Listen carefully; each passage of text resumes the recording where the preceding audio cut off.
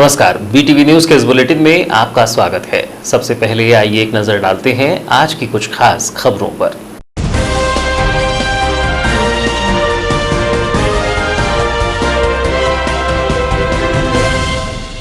Corona संक्रमण में बचा हुआ है बालाघाट जिला प्रशासन की सजगता ला रही है रंग। जिले में 55,706 लोगों की हो चुकी है वापसी।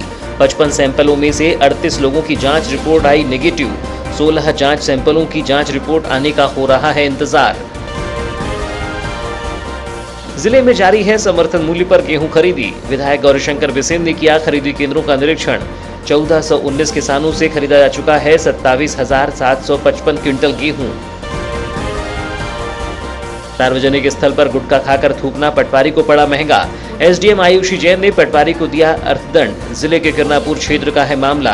1000 के अर्थदंड के साथ 2 दिनों का वेतन काटे जाने के दिए हैं निर्देश। और अब समाचार विस्तार से। वैश्विक महामारी बनकर उभरा कोरोना वायरस इन दिनों पूरे देश सहित प्रदेश में भी कहर बरपा रहा है, लेकिन बालाघाट जिले में कोरोना पैर पसारने में नाकाम दिखाई दे रहा है। या यूं कहें, बालाघाट जिला प्रशासन की तैयारियों के आगे कोरोना संक्रमण नतमस्तक हो चुका है।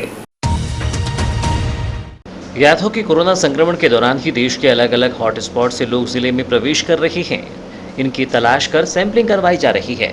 जिले में अब तक नागपुर, हैदराबाद, इंदौर, छत्तीसगढ़ सहित महाराष्ट्र राज्य के अन्य जिलों से भी बड़ी संख्या में मजदूरों की वापसी हुई, जबकि इन मजदूरों के बीच 2 जमातियों की वापसी भी जिले में हुई। लेकिन राहत की खबर यह है कि जिले से भेजी गई 38 सैंपलों की रिपोर्ट नेगेटिव आई है, जबकि जांच के लिए अब तक 55 सैंपल भेजे गए हैं, जिसमें से 16 संदिग्धों की जांच रिपोर्ट आनी अब तक बाकी है, जबकि 1 सैंपल रिजेक्ट कर दिया गया है। आपको बता दें कि जिला प्रशासन ने अब तक लगभग 55,706 लोगों की स्क्रीनिंग की है। 55,706 लोगों को होम क्वारंटाइन किया गया था। उसमें से 43,187 लोगों की अवधि पूर्ण हो चुकी है, जबकि हॉस्पिटल आइसोलेशन में कुल 10 कोरोना संदिग्ध रखे गए हैं। मध्य प्रदेश शासन के पूर्व कृषि मंत्री एवं विधायक गौरीशंकर बिसेन ने 29 अप्रैल को लालबर्रा क्षेत्र के अंतर्गत ग्राम नेवरगांव, मेरेगांव, डोगरबंदी, जाम एवं दरिया के गेहूं खरीदी केंद्रों का निरीक्षण किया और वहां की व्यवस्थाओं को देखा। इस दौरान जिला विपणन अधिकारी अर्पित तिवारी एवं नागरिक आपूर्ति निगम के जिला प्रबंधक आर.के. सोनी भी मौजूद थे।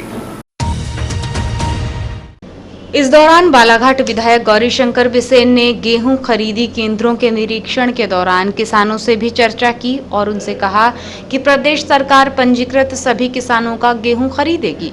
किसान गेहूं को अच्छी तरह से साफ करने के बाद ही बिक्री के लिए लेकर आएं, क्योंकि मानक स्तर का गेहूं ही खरीदा जाएगा। उन्होंने कहा कि वर्षा के कारण जो गेहूं चमक विहीन या हल्का काला हो गया है, उसके संबंध में भोपाल के अधिकारियों से चर्चा की जा रही है। उन्होंने खरीदी केंद्र के प्रभारियों से कहा कि वे गेहूं लेकर आने वाले किसानों से अच्छा व्यवहार करें और उनकी पूरी मदद करें। विधायक बिसेन ने किसानों और खरीदी केंद्र के प्रभारियों से कहा कि कोरोना वायरस संक्रमण को दृष्टिगत रखते हुए वे सोशल डिस्टेंसिंग का पालन करें और 2 लोगों के बीच कम से कम 6 फीट की दूरी बनाए रखें। किसान खरीदी केंद्र पर मास्क लगाकर या गमछा बांधकर आएं। लालबर्रा विकासखंड के 4 गेहूं खरीदी केंद्रों का निरीक्षण किया। डोकरबंदी, उसके बाद में मानपुर जो वृत्ताकार सेवा सहकारी समिति का केंद्र है, तीसरा नेवरगांव ला और चौथा जाम। इस वर्ष बार बार पानी गिरने के कारण और जब गेहूं की फसल पक चुकी थी उसके ऊपर पानी आया, तेज हवाएं चली, तो गेहूं का शाइनिंग जो चमक है वो समाप्त हो गया। दूसरा, तेज हवा चलने के कारण जो गेहूं का साइज है वो छूटा हुआ है। हमारे साथ हमारे डिस्ट्रिक्ट मार्केटिंग अधिकारी और नागरिक आपूर्ति विभाग के अधिकारी, एफसीआई के अधिकारी भी हैं।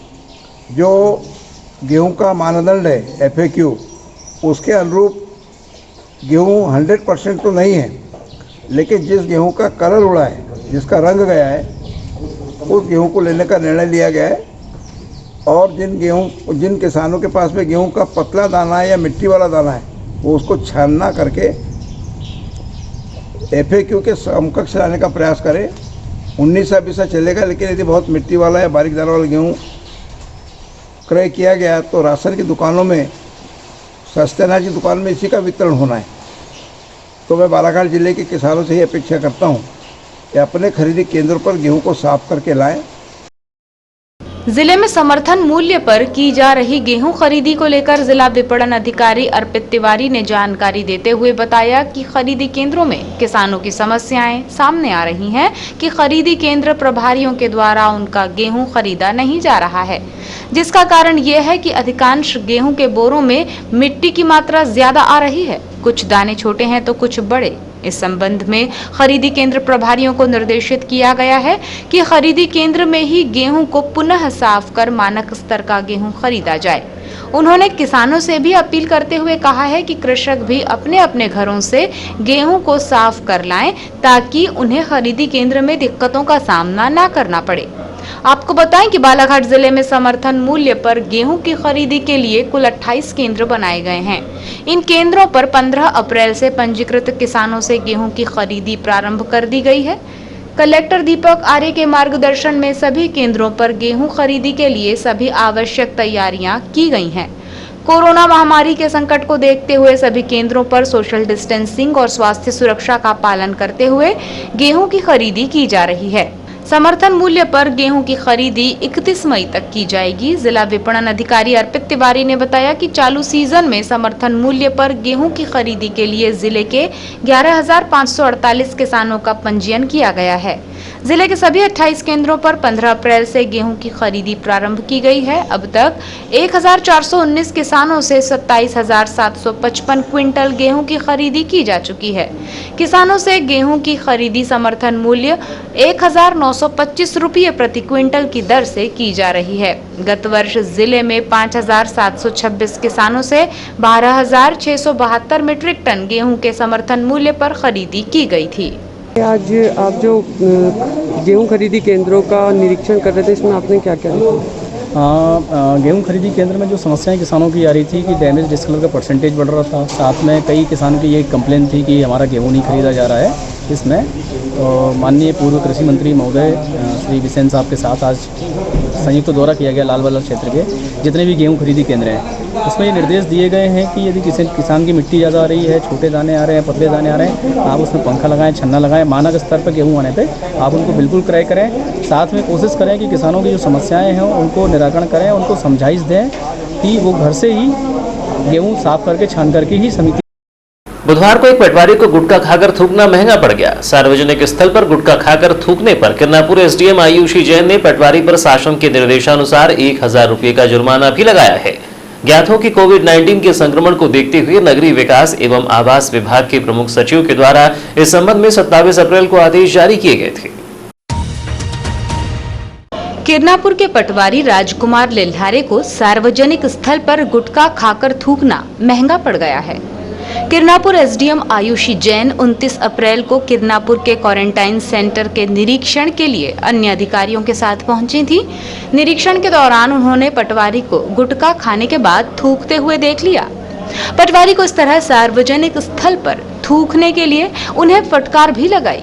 इसके बाद उन्होंने पटवारी लिल्हारे पर सार्वजनिक स्थल पर थूक कर गंदगी फैलाने के लिए 1,000 रुपये का जुर्माना भी लगा दिया है और उसका 2 दिन का वेतन काटकर उस राशि को मुख्यमंत्री राहत कोष में जमा कराने के आदेश दे दिए हैं। उल्लेखनीय है कि राज्य शासन ने कोविड-19 के कारण होने वाली महामारी को संक्रामक बीमारी के रूप में अधिसूचित किया है। ये बीमारी संक्रमित वस्तु को स्पर्श करने तथा संक्रमित व्यक्ति के छींकने, खांसने और थूकने से बहुत तेजी से फैलती है। इस वैश्विक बीमारी के मद्देनजर राज्य शासन ने नागरिकों को मास्क पहनना भी अनिवार्य किया है और सार्वजनिक स्थलों पर थूकने पर प्रतिबंध लगाया है। वैश्विक महामारी बनकर उभरे कोरोना वायरस के संक्रमण को फैलने से रोकने के लिए जहां शासन प्रशासन के द्वारा कई प्रयास किए जा रहे हैं, तो वहीं समाजसेवी संगठनों सहित राजनीतिक दल भाजपा ने भी कोरोना संक्रमण को रोकने में अपनी भागीदारी सुनिश्चित की है। लगातार भाजपा कोरोना वॉरियर्स की टीम नगर सहित आसपास के क्षेत्रों को सैनिटाइज करने का कार्य कर रही है, जो कि लगातार जारी है। कोरोना वायरस को जिले की सरजमी पर पैर नहीं रखने देने वाले योद्धाओं की कमी नहीं है। उनमें से एक हैं हमारे पुलिस के वीर जवान, जिन्होंने अपने प्राणों की बाजी लगाकर चारों पहर कोरोना को मुंहतोड़ जवाब दिया है। शुक्र है अभी भी बालाघाट जिला कोरोना से मुक्त है। ईश्वर करे कि आगे भी मुक्त ही रहे। पुलिस बल बड़ी ही विपरीत परिस्थितियों में अपनी सेवाएं दे रहे हैं, जिनका जितना भी आभार व्यक्त किया जाए उतना ही कम होगा। इन जांबाज साथियों की सुध लेने का बीड़ा उठाया है भारतीय जनता पार्टी के कोरोना योद्धाओं ने। इन्होंने प्रदेश के पूर्व मंत्री और विधायक गौरीशंकर बिसेन के नेतृत्व में नगर के विभिन्न चौक चौराहों पर और सीमाओं पर गश्ती सुरक्षा दल के चेक पोस्ट, बैरिकेड और पॉइंट स्थलों के साथ ही नगर पालिका द्वारा संचालित दीनदयाल रसोई परिसर और गिरिजाघर परिसर को कीटनाशकों का छिड़काव कर शुद्धिकरण।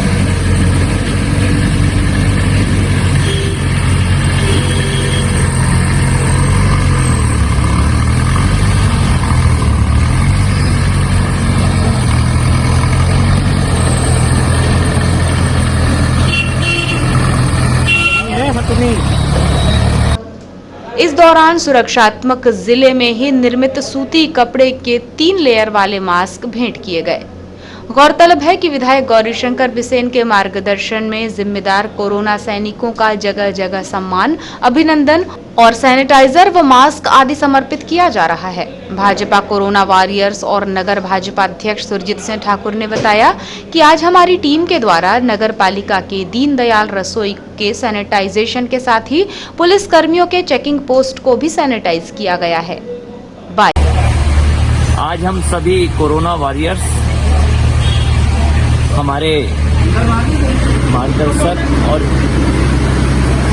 इस सैनिटाइजेशन के प्रेरणा स्रोत हमारे आदरणीय गौरी भाऊ के प्रेरणा से हम सभी लोग इस सैनिटाइजेशन का काम कर रहे हैं। आज नगर पालिका में जहां हजारों लोगों को भोजन यहां से बनकर नगर के अलग अलग हिस्सों में जाता है, उस दीनदयाल रसोई का सैनिटाइजेशन, साथ ही हमारे वो पुलिसकर्मी जो अपनी जान की बाजी लगाकर हमारी जान की सुरक्षा में लगे हुए हैं, जिन्होंने आज तक, जिनकी मेहनत से आज तक बालाघाट नगर और जिला कोरोना महामारी से बचा हुआ है, ऐसे पुलिसकर्मी जहां पर भी ड्यूटी कर रहे हैं उन सभी चेकिंग पोस्टों को हमने सैनिटाइज किया है।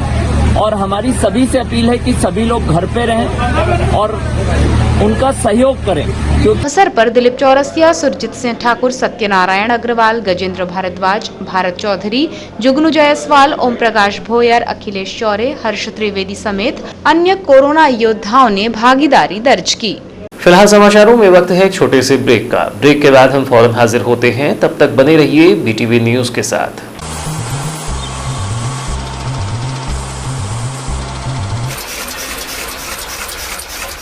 बालाघाट जिले की निष्पक्ष निर्भीक खबरों के लिए पढ़ते रहें जिले का सर्वाधिक लोकप्रिय विश्वसनीय अखबार दिव्य एक्सप्रेस। बालाघाट, छिंदवाड़ा, सिवनी, बैतूल, नरसिंहपुर, मंडला जिलों से प्रसारित।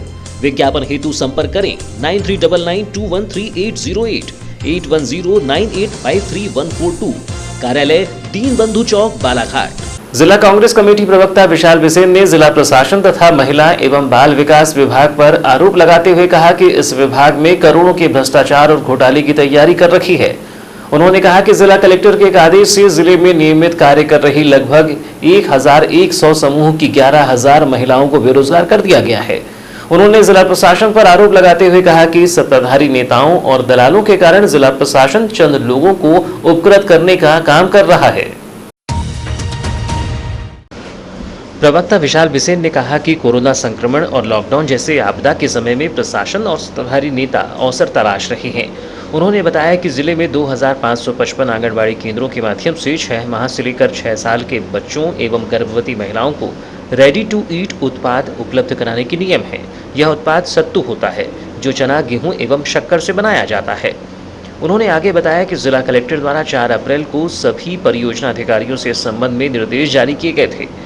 बाद में परियोजना अधिकारियों को भाजपा नेताओं द्वारा डरा धमकाकर यह नियत कराया गया कि उनके क्षेत्रों के स्व सहायता समूह इस कार्य को करने में समर्थ नहीं है और इसी अवसर का लाभ उठाकर सत्ताधारी नेताओं और दलालों ने जिला प्रशासन से मिलकर जिले के नवनिर्मित 4 समूहों को जिले भर का कार्य सौंप दिया है। सभी परियोजना अधिकारियों को 4 तारीख को जो है जानकारी मांगी गई कि भाई रेडी टू ईट प्रोडक्ट के लिए आपके यहाँ क्या व्यवस्थाएं हैं। परियोजना अधिकारियों ने कहा कि भाई हमारे जो जानकारी मुझे मिली है उन्होंने कहा कि हमारे जो स्व सहायता समूह वो सक्षम है और करने को तैयार हैं, परंतु कुछ राजनीतिक व्यक्तियों के द्वारा कुछ सत्ता में जो बैठे हैं उनके लोगों के द्वारा जो है उन परियोजना अधिकारियों पर दबाव बनाया गया कि वह यह कहें जिला प्रशासन से कि हमारे समूह जो है यह पूर्ति नहीं कर पाएंगे, और ऐसा कराकर उनको जांच की धमकी देकर CDPO को के खिलाफ जांच कमेटी बैठालकर ऐसी हरकतें कर कर उन्होंने डराया धमकाया गया, और वो ये दबाव बनाया गया कि जो अब हम कहेंगे उस हिसाब से काम किया जाए। और उस तारतम्य में मैं आपको बता दूं, मेरे पास कागजात हैं पूरे 4 स्व सहायता समूह जिले के, जिसमें माँ वैनगंगा महिला मंडल समिति सरेखा, आदिशक्ति स्व सहायता समूह लूद उकवा लूद जंगल, बताइए वहाँ सत्तू बनता है, कैसे बनेगा भी आप खुद सोच सकते हैं, दुर्गा महिला समिति, और एक उन्होंने कहा कि जिला प्रशासन द्वारा इस विषय पर किसी भी परियोजना अधिकारी से कोई परामर्श नहीं लिया गया, ना ही कोई निविदा आमंत्रित की गई, ना ही समूहों के संगठन के पदाधिकारियों से कोई चर्चा की गई। जानकारी यह भी है कि यह कुछ समूह नियमित समूह नहीं है, इन्हें वर्तमान में आनंद फानंद में बनाया गया है। ना ही इन समूहों को कोई अनुभव है और ना ही इन समूहों का कोई लेखा जोखा या सदस्यों को कोई जानकारी है। इस सारी बातों से स्पष्ट है कि बालाघाट जिले में लाखों के घोटाले की तैयारी कर ली गई है। इस मामले में जिला प्रशासन को तत्काल चारों समूहों का ठेका निरस्त कर नियमित लगभग 1100 समूहों को काम देना चाहिए एवं जिले में बेरोजगार हुई लगभग 11,000 महिलाओं को पुनः रोजगार उपलब्ध कराना चाहिए। ऐसा करने से होने वाले लाखों के भ्रष्टाचार एवं घोटाले को रोका जा सकेगा। लॉकडाउन के दौरान मजदूरों के साथ देश भर में हो रहे अन्याय सहित अन्य 11 सूत्री मांगों को लेकर लांजी विधानसभा क्षेत्र के पूर्व विधायक किशोर समरीते का अनिश्चितकालीन धरना मंगलवार को समाप्त हो गया। इस दौरान कलेक्टर दीपक आर्य और पुलिस अधीक्षक अभिषेक तिवारी ने लांजी पहुंचकर पूर्व विधायक का अनशन समाप्त कराया। ज्ञात हो कि पूर्व विधायक किशोर समरीते के द्वारा अनिश्चितकालीन हड़ताल के दौरान मांग की जा रही थी कि लॉकडाउन की परिस्थिति में पूरी दुनिया के देश के मजदूरों पर अत्याचार बंद किया जाए। लॉकडाउन में फंसे पूरी दुनिया में मजदूरों को उनके घरों तक पहुंचाएं। भारत में 60 करोड़ मजदूरों को उनके घरों तक पहुंचाया जाए। मध्य प्रदेश के 51 जिलों के दूसरे राज्यों में फंसे मजदूरों को उनके घरों तक पहुंचाया जाए। मध्य प्रदेश के बालाघाट जिले के दूसरे राज्यों में फंसे 8.5 लाख मजदूरों को उनके घरों तक पहुंचाया जाए। मध्य प्रदेश के लांजी विधानसभा क्षेत्र के 80,000 मजदूरों को जो हैदराबाद, बेंगलोर, तेलंगाना, मुंबई, चेन्नई में हैं, उन मजदूरों को उनके घर तक वापस पहुंचाया जाए। भारत सरकार द्वारा कोरोना की महामारी में दिल्ली में 20,000 करोड़ की लागत से बन रहे संसद भवन का तत्काल काम रोककर यह राशि कोरोना महामारी में गरीबों की सहायता में खर्च की जाए। भारत सरकार चीन से समस्त राजनयिक रिश्ते समाप्त कर दिल्ली से चीनी दूतावास को खाली करवाए तथा भारत में कोरोना से हुई समस्त मौतों का मुआवजा चीन से वसूल कर मृतक परिवारों को अविलंब प्रदान करने सहित अन्य मांगे शामिल थी। 26 अप्रैल से प्रारंभ हुए इस अनिश्चितकालीन हड़ताल को बुधवार को समाप्त कर दिया गया। इस दौरान कलेक्टर दीपक आर्य एवं पुलिस अधीक्षक धरना स्थल पर पहुंचे और मजदूरों को लेकर राज्य शासन और जिला प्रशासन द्वारा किए जा रहे प्रयासों की जानकारी दी, जिसके बाद किशोर समरीते ने जिला प्रशासनिक अधिकारियों की जानकारी के बाद अपने अनशन को समाप्त किया। देखिए, हमारा कहना था कि 1 मई तक हमारे पूरे मजदूर अपने अपने घरों में पहुंच जाना चाहिए। तो आपने देखा होगा कल भी सुप्रीम कोर्ट ने प्रशांत भूषण जी की याचिका पे 7 दिन का समय दिया है कि भी भारत सरकार प्रवासी मजदूरों के बारे में बात करे। हमने अपनी मांग के लिए पूरी दुनिया के मजदूरों के लिए कहा था कि पूरी दुनिया के देशों में जो लॉकडाउन चल रहा है कोरोना को लेकर, तो सारे मजदूरों के घरों तक आना चाहिए। और भारत सरकार के जो 28 राज्य 9 केंद्र शासित प्रदेश और 700 जिलों के जो मजदूर हैं, करीब 60 करोड़ उसमें बच्चे हैं, गर्भवती महिलाएं हैं, तो उनको भी 1 मई तक उनके घर तक पहुंचाना चाहिए। तो इस मामले में मध्य प्रदेश के मुख्यमंत्री जी ने कलेक्टर साहब को भेजा। कल ही हमारी कलेक्टर से बात हो गई थी, एसपी साहब से हो गई थी। दोनों तरह की व्यवस्था हुई है। एक तो बसें भेज के बुलाया जाएगा या फिर मज़दूरों को परमिशन दी जाएगी, तो अपने वाहन से आना चाहते हैं तो उनको वाहन का किराया दिया जाएगा। ये सारी बातें हो चुकी हैं और सारे मज़दूर 1 मई तक अपने घर हर हाल में आ जाएंगे। ये व्यवस्था होगी। और जैसे जिस स्थिति में आएंगे पहले क्वारंटाइन रहेंगे, फिर अपने घर में क्वारंटाइन रहेंगे और उसके बाद आएंगे। तो ये सारी बातों पे परसवाड़ा मुख्यालय सहित क्षेत्र में बेअसर नजर आ रहे लॉकडाउन को लेकर तथा लोगों द्वारा सोशल डिस्टेंसिंग का पालन न किए जाने के साथ साथ भीड़ भाड़ वाली जगहों पर सैनिटाइजेशन न किए जाने को लेकर विगत दिवस समाचार पत्रों में प्रमुखता से खबर का प्रकाशन किया गया, जिस पर ग्राम पंचायत परसवाड़ा द्वारा तत्परता दिखाते हुए सैनिटाइजेशन का कार्य मुख्यालय परसवाड़ा सहित ग्राम शेरपार विजाटोला के सभी सार्वजनिक स्थानों पर तथा समग्र ग्राम पंचायत में घूम घूम कर सैनिटाइजेशन किया गया। जारी लॉकडाउन के कारण प्रदेश के बाहर और अन्य शहरों में फंसे मजदूरों के जिले में आने से दिहाड़ी मजदूरों की संख्या में लगातार इजाफा हो रहा है। ऐसे में संक्रमण का खतरा ग्रामीण अंचलों में भी बढ़ने की आशंका से इनकार नहीं किया जा सकता। हालांकि इसे लेकर प्रशासन सजगता बरत रहा है, साथ ही तमाम तरह की समझाइश से लोगों को अवगत भी कराया जा रहा है। इसी कड़ी में परसवाड़ा सरपंच रमेश धुर्वे, सचिव योगेश हिरवाने, लारेश ब्रह्मे, विनोद भारद्वाज, मन्नू वंशपाल द्वारा और इनके साथियों के साथ मिलकर परसवाड़ा के सार्वजनिक स्थलों पर सैनिटाइजेशन का कार्य किया गया और लोगों को समझाइश भी दी गई। वहीं परसवाड़ा के बस स्टैंड से लेकर जनपद पंचायत तक तथा परसवाड़ा, शेरपार, बीजाटोला सहित ग्राम के सभी सार्वजनिक स्थलों में सैनिटाइजेशन का कार्य किया गया है। सैनिटाइजेशन के साथ ही लोगों को अनावश्यक रूप से इधर उधर ना घूमने, बार बार हाथ धोने इत्यादि के बारे में एहतियात बरतने के लिए लगातार समझाया जा रहा है। मुख्यालय में सैनिटाइजेशन के कार्य किए जाने को लेकर परसवाड़ा विधायक रामकिशोर कावरे का कहना है कि क्षेत्र के कोरोना वायरस संक्रमण से बचाव करने हेतु सैनिटाइजेशन का कार्य किया जा रहा है।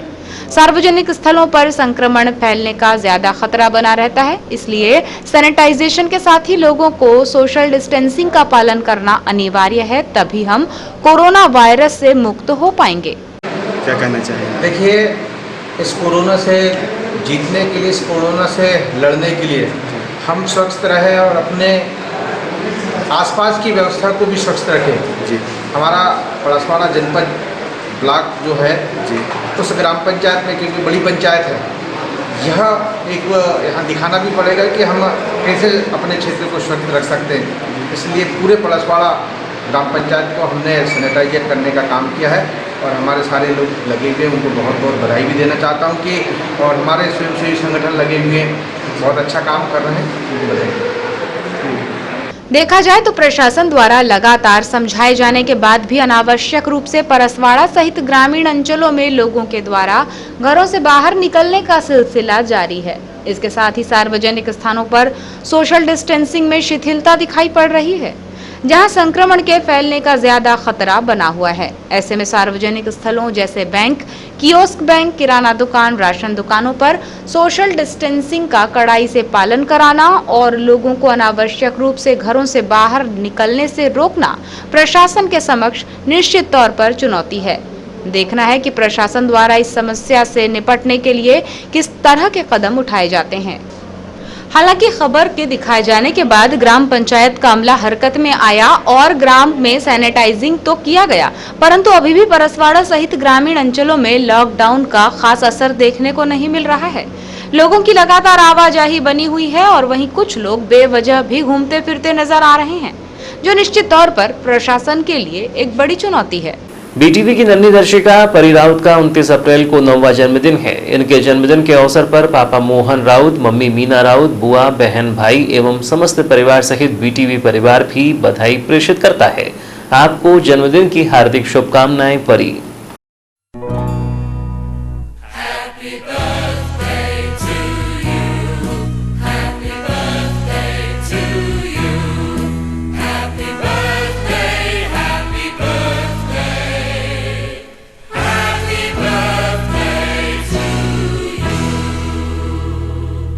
और अब अंत में चलते चलते आइए एक नजर डालते हैं आज की कुछ खास खबरों पर।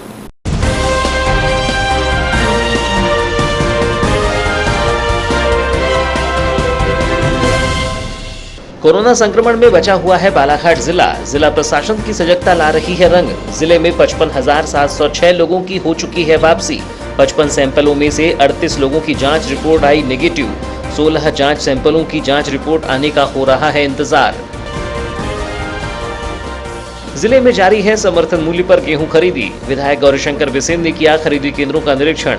1419 किसानों से खरीदा जा चुका है 27,755 क्विंटल गेहूं।